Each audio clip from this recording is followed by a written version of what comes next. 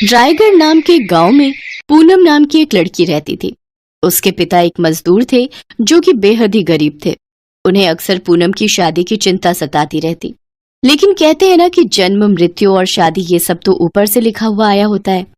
एक रोज उस गांव में सरकारी काम से एक सरकारी अफसर आया। उसने जब खूबसूरत पूनम को देखा तो उस पर मोहित हो बैठा और अपने मन में सोचने लगा। लोग सच ही कहते हैं, असली खूबसूरती तो गांव में ही होती है। अनुभव ने उसके मजदूर पिता से उसका हाथ मांगा और पूनम के पिता ने शादी के लिए झट से हाँ कर दी। आखिर वो कौन सा पिता है जो अपनी बेटी की सरकारी अफसर से शादी नहीं करना चाहेगा। फिर दोनों की शादी हो गई और अनुभव उसे लेकर शहर अपने घर आ गया। पहले तो उसके घर वालों ने उनका विरोध किया, लेकिन फिर बेटे की मर्जी के आगे उन्हें झुकना पड़ा। सही है, गरीब देवरानी आई है, अब इससे घर का सारा काम करवाया जा सकता है। गरीब घर की लड़की पूनम शादी कर अमीर ससुराल आ तो गई, लेकिन उसमें और उसकी अमीर जेठानी में काफी अंतर किया जाता था।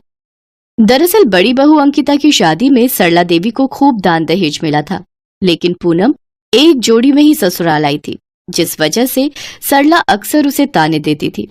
ऐसे ही एक रोज त्योहार के वक्त अंकिता के घर से खूब सामान आया, जबकि पूनम के घर से कुछ नहीं आया। न जाने किन कंगलों के घर ब्याह कराया मेरा बेटा, तीज त्योहार पर भी कुछ नहीं भेजता इसका बाप।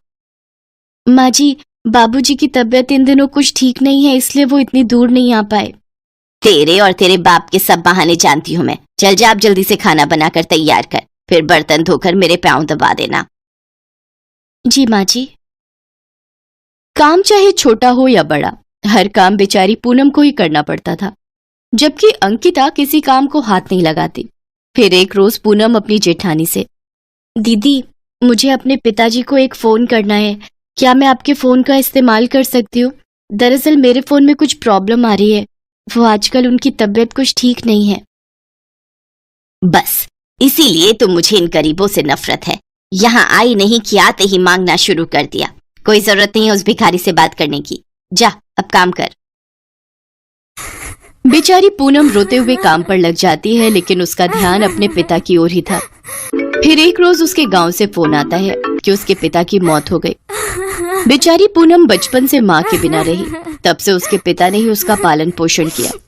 दरअसल पूनम की माँ का देहांत जल्द ही हो गया था, जिस कारण पूनम अक्सर माँ के प्यार के लिए तरसती रही। वो सोचती थी कि ससुराल जाकर अपनी सास से वो प्यार पाएगी, लेकिन ऐसा हुआ नहीं। सरला देवी अक्सर उसे खरी खोटी सुनाती रहती।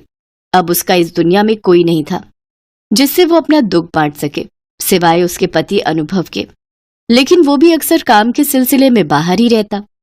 एक दिन अंकिता चिल्लाते हुए, अरे मेरे रूम में अभी तक कॉफी क्यों नहीं आई? ये पूनम कहाँ मर गई? माँ जी देखिए ना, अब क्या सुबह की कॉफी के लिए भी दिन तक का इंतजार करना पड़ेगा? रुक, अभी बताती हूँ उस गरीब को। सरला फ्रिज से ठंडा पानी निकालकर एक बाल्टी में भरती है और बेचारी पूनम के ऊपर गिरा देती है। तुझ महारानी को यहाँ बेड पर पड़े पड़े खाने को नहीं देने वाली मैं। चल खड़ी हो और उठकर घर का काम कर। वो माँ जी, मेरी तबीयत ठीक नहीं है, मुझे बुखार है। ये सब ड्रामे ना कहीं और जाकर करना। चल उठ और काम पर लग जा। तुझ गरीब को मैं यहाँ मुफ्त की रोटियां नहीं तोड़ने दूंगी। लेकिन तभी वहां अनुभव आ जाता है और वो अपनी पत्नी के प्रति अपनी माँ और भाभी का ऐसा बर्ताव देख गुस्से में आ जाता है। माँ, उस बेचारे की तबीयत कितनी खराब है, देखो तो वो कैसे कांप रही है, और तुम उसके साथ ऐसे बर्ताव कर रही हो। वो तो अच्छा हुआ मैं अपना फोन घर पर भूल गया और मुझे सारी सच्चाई पता चल गई, नहीं तो मैं कभी जान ही नहीं पाता कि तुम इसके साथ कैसा बर्ताव करती हो। अब मैं अपनी पत्नी के साथ इस घर में नहीं रहूंगा। अनुभव डॉक्टर को फोन करके बुलाता है। वो पूनम को इंजेक्शन और कुछ दवाइयां देता है। 2 दिन बाद अनुभव पूनम को लेकर सरकारी क्वार्टर में रहने चला जाता है।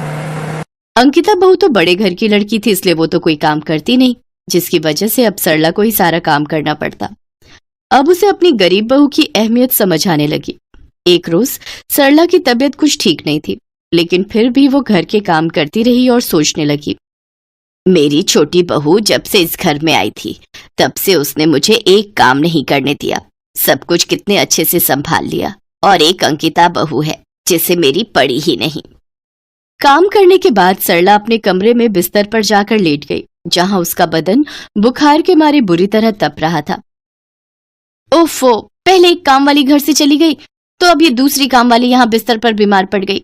बहुत जोरों की भूख लगी है, एक काम करती हूँ, आज बाहर से ही अपने लिए पिज्जा ऑर्डर कर लेती हूँ। अंकिता अपने कमरे में बैठकर आराम से टीवी देखते हुए पिज्जा खा रही होती है, जबकि सरला अपने कमरे में बिस्तर पर पड़ी हुई होती है। तभी पूनम और अनुभव वहां आ जाते हैं। माँ जी, आपको तो कितनी तेज बुखार है, सुनिए जी, जल्दी से डॉक्टर को बुलाइए। हाँ, मैं अभी फोन करता हूँ। पूनम तब तक सरला के सर पर पानी की पट्टियां रखती है। कुछ देर बाद डॉक्टर आकर उसे दवाई देता है।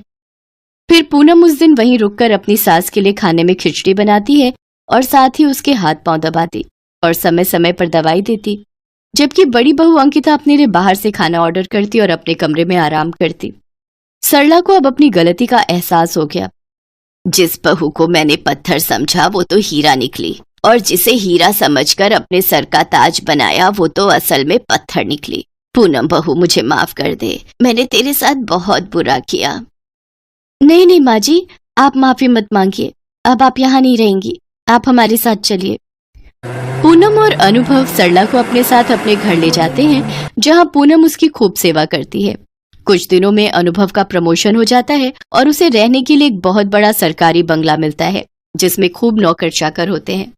अब गरीब बहू पूनम आराम से अपने पति की और सास के साथ खुशी खुशी रहने लगी, जबकि बड़ी बहू अंकिता के पति की नौकरी चली गई और उसके पिता का बिजनेस भी डूब गया, जिसके चलते अब उसे गरीबी में रहकर गुजारा करना पड़ा।